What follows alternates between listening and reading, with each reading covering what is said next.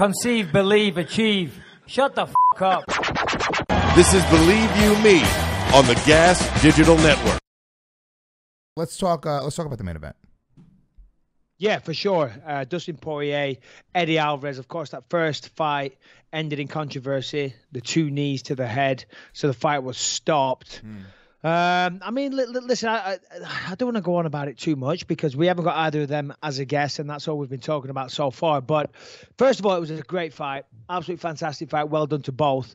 I guess the main talking point to talk about is Eddie Alvarez went for a takedown. Dustin Poirier locked in a guillotine, went to his back, and Eddie Alvarez ended up on top. He escaped the guillotine. He had Dustin in a bad position on his back, pushed up against the fence, landing some ground and pound. And then Eddie Alvarez did the 12-6 elbow on his shoulder, on his collarbone. And then Mark Goddard stepped in, the referee stepped in, stopped the fight, stood them both up. And when they stood up, that's when the finish for Dustin Poirier came. Yeah. So, I mean, it was a good finish by Dustin Poirier. It was a solid combination, landed some good shots. Kind of like the first fight, end of the second round, had Eddie Alvarez backed up against the fence. Long combination, put him away. Well done, Dustin Poirier. Great guy, great fighter. Certainly top of the food chain after Conor, Eddie, Ferguson. Fucking hell. That lightweight division is so stacked. Yeah. But you know what I just noticed as we're transitioning from featherweight to lightweight, and we've mentioned Conor a couple times because Conor's fought what is it, 3 of the 4? Yeah, right? Or yeah, it was 3 of the 4, right, in the main and co-main event. I think I read a statistic where he beat 3 of the 4 main eventers in less than 10 minutes. It's just kind of a fun little fact. No, it is. It's yeah, you can't deny that. I mean, that's pretty awesome. So who are you talking about? Jose Aldo, Poirier, and Eddie. Oh yeah, Eddie Alvarez as well. Yeah, that's who he won the lightweight title off of. Now here's what's fucked up though. You forget this. Conor McGregor has never defended a title. And no, by the standard of like fight, this isn't a me thing or anybody thing. And I think you've talked about this before and you disagree with the notion. Maybe I'm wrong about that. I don't remember, but the idea is, the old notion is, you're not the champion until you defend your belt. You have to defend that title. What do you think about that? Because there's 2 divisions now for years now that have just been sort of like held up. And then you look at the lack of numbers at this past weekend's card, which was the best Fox card maybe ever that they've put together. And you kind of go like, wait a minute, maybe it's because you have Conor holding up a couple divisions and there's not really much traction in either division. There's not the best in that division. Unless it's Conor, you feel like you're not really watching the best. Well, I don't know where to begin on the utter bullshit that just came out of your mouth. What? That was good. I don't know where to begin on the fact that you just completely cut me off when I was breaking down the main event and when I talked about Conor McGregor. I don't know where to begin on these fucking weird conspiracy theories as to why no one's tuning into Fox. It's because Conor's beating them all. Not one person said prior to this fight, oh, what about the fact that Conor's beat 3 of the 4 people? You think anyone's going to tune in? That is not part of it. That is not the reason. It's not a conscious thing. I was explaining the controversy of the 12-6 elbow, which now there's no point. Now I don't want to. But all those people, they were screaming. I can't wait to hear Michael Bisping break down the 12-6 elbow controversy. A lot of people have been tweeting me about that, Lewis. That's a big talking point. But now, listen, I'll have to save it for another time. I can't go back there, Lewis. I was there mentally. I just can't do it. I can't approach it anymore. Right. So what do you want to talk about? Conor McGregor? Well, listen, a lot of people say Luis J. Gomez on this podcast, doesn't have the MMA knowledge that he needs.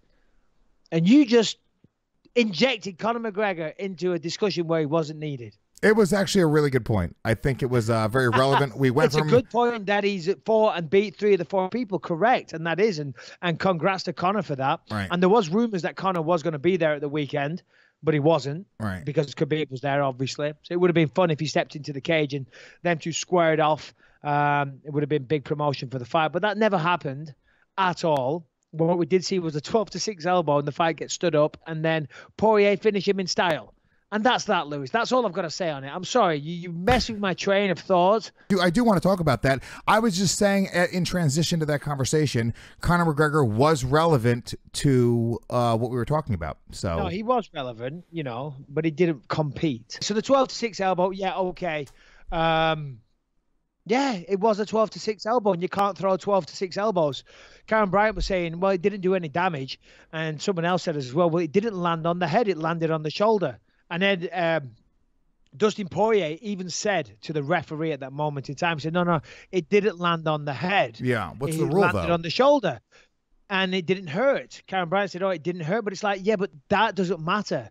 It doesn't matter if it hurt or not. It was still illegal. It doesn't matter if it landed on the head or not. It was still illegal. You can't, by the definition of the rules, raise your hand in the air and bring it down like that. Now, I think it's madness. I don't agree with that rule. But it's a rule. Those are the rules that are in place. And he threw that, and it didn't land on the head. It landed on the shoulder. And they're like, well, that's okay. Well, let's just say this. Let's say the point of the elbow landed on the collarbone, broke his collarbone, which is a very possible thing, and then Poirier's on the ground with a broken collarbone and can't continue. That would have been a win for Eddie Alvarez. Right. So Mark Goddard stood them both up because you threw an illegal move, so therefore you lose the dominant position, which I think was a great call by Mark Goddard. Mark Goddard, I'm not just saying it because we're friends. I've known Mark for a long time, used to train with him back in the early days of my MMA career. I have a lot of respect for Mark Goddard as a person, a referee, and he's just generally a good guy. It was a really good call.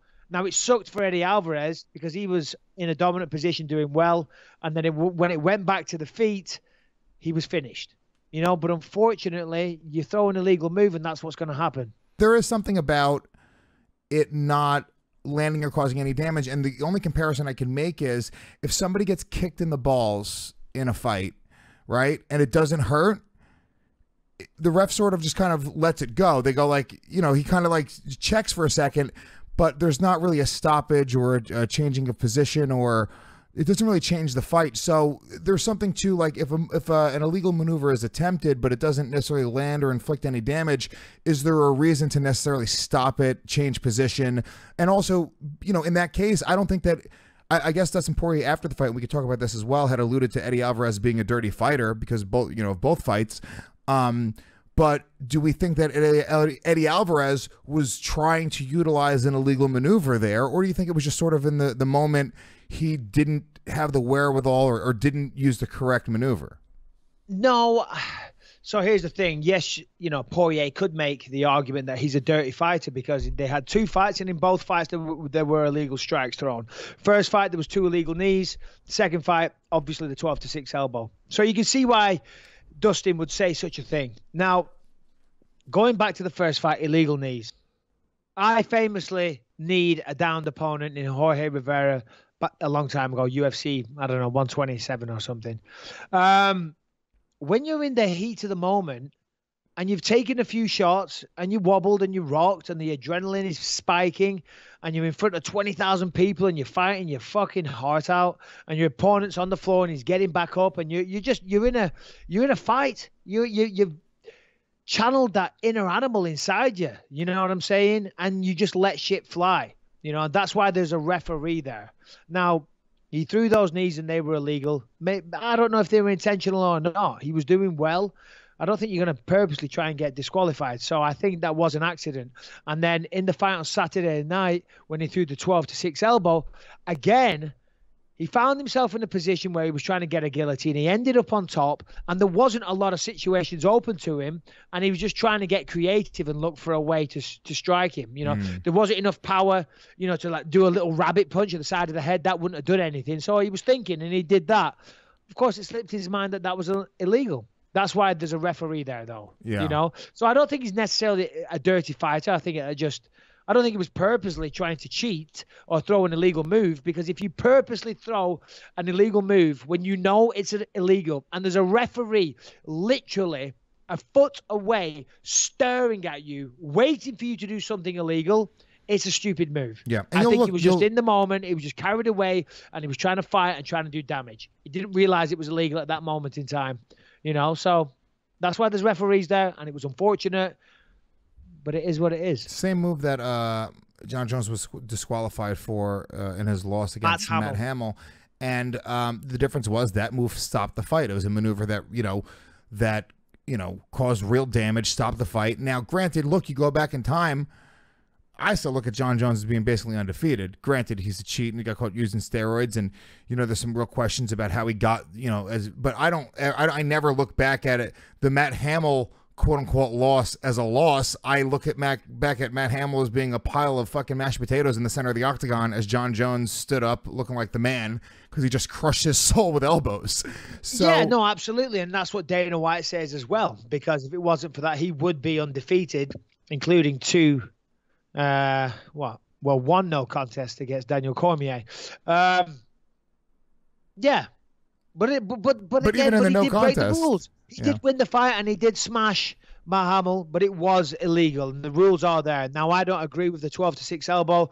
Joe Rogan talks about it a lot. Apparently, someone in a commission saw some martial artist back in the day smashing sheets of ice with his elbow. So he said, okay, that's far too powerful.